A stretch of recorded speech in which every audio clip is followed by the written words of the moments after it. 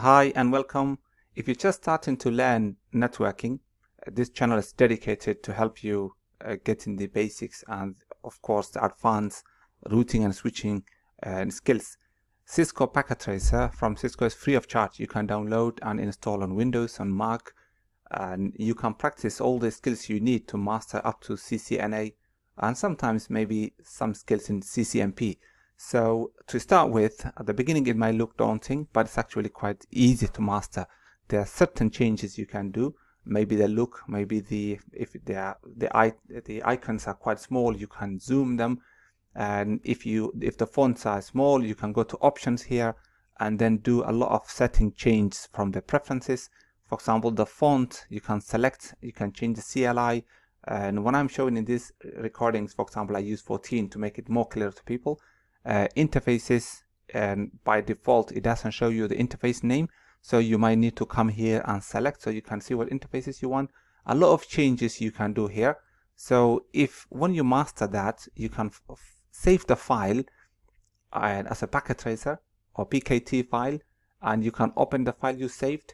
But there are two things people confuse. One is saving the file itself, the topology, and one is saving the configuration. So two things you need to know. One is to configure something here and then save it on the device, either switch or router or whatever. And another one is to save this file because this is a simulation. So if we start with the basics, let's click on this router. When I say click, if you are in a real data center or a server room, then you will be getting a console cable connecting to the console interface, connecting that to your laptop, and then using one of the terminals like PuTTY, TeraTerm, and this terminal applications. But for now, it's a simulation. We just double click and it takes you to command line. Same to the switch, same to this PC, but just understand this is simulation, and I will record other videos and share with you on this channel showing you how to configure physical devices. If you combine the simulation and also the physical configurations and you see how these things are done, then you can actually master your skills up to CCNA, CCNP level. So if I start with the basic router configuration, when I click on the router, it opens this window. You can have a router with no slots here. It comes with only certain, it depends on what router you choose from the list here.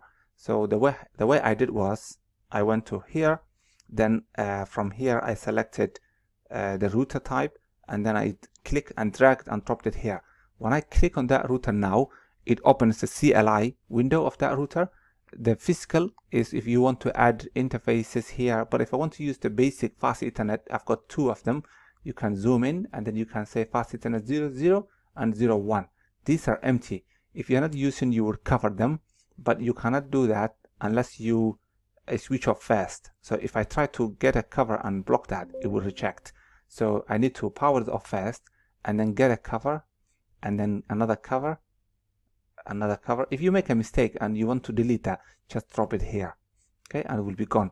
And then put that cover and power it again. Now this router, physically I am connecting it to the rack, for example. Again, I will show you how to mount it in a rack, but for now, imagine you are doing that physical part. It is switching on, powering, connecting the power cable. Then we go to the configuration. This is like if you go to a data center, in a rack you will have so many switches, routers, firewalls, other network devices, storage devices. How would you know which one is which? You need to have a label. That's a sticker. So in data center you will see a router name or switch name or a device name, and depends on the naming convention of the company. They will put labels. This display name, which you see on here, it's like a label when you go to a data center on the device. And if you go to the physical part, it might be labeled here or maybe in the front. It depends. And so that's what you would do.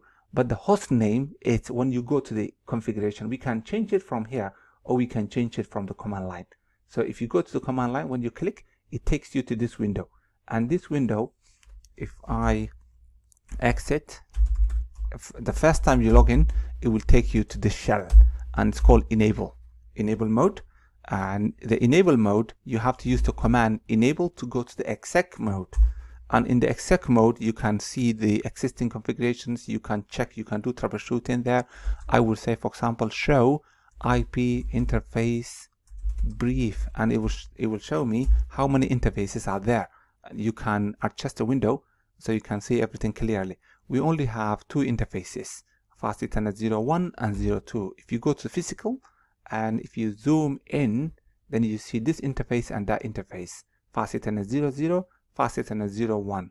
These interfaces are for configuration. One is the console and one is the auxiliary.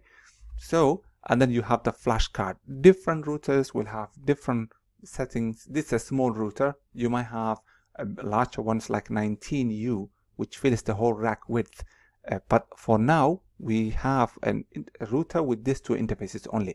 So what I will do, the basic configurations, is to first name it and then create a password for the console. When we log in just now, in here, no password. You just log in and then there's no enable password. This all should ask you passwords. So if you go to the config terminal, this is the command to go to the config terminal, and then the first thing to do is to name the device you're dealing with. So the command to do that is host name, and then whatever name you want to call it. We call it router-01, for example.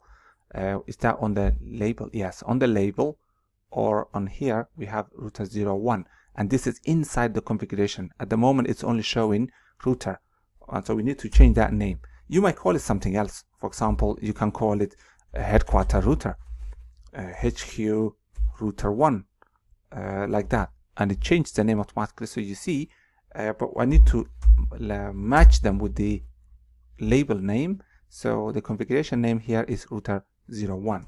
That's the first thing. Then the line we logged in is called console, and that line, we're in the configuration mode, remember that? We will call it line console 0. It's only one console interface. Again, go back, that's the console cable. We don't want somebody coming to the data center, plugging their console cable in there and accessing our configurations. We don't want that. So you need to secure it. To secure it, you go to the line console and then you create password.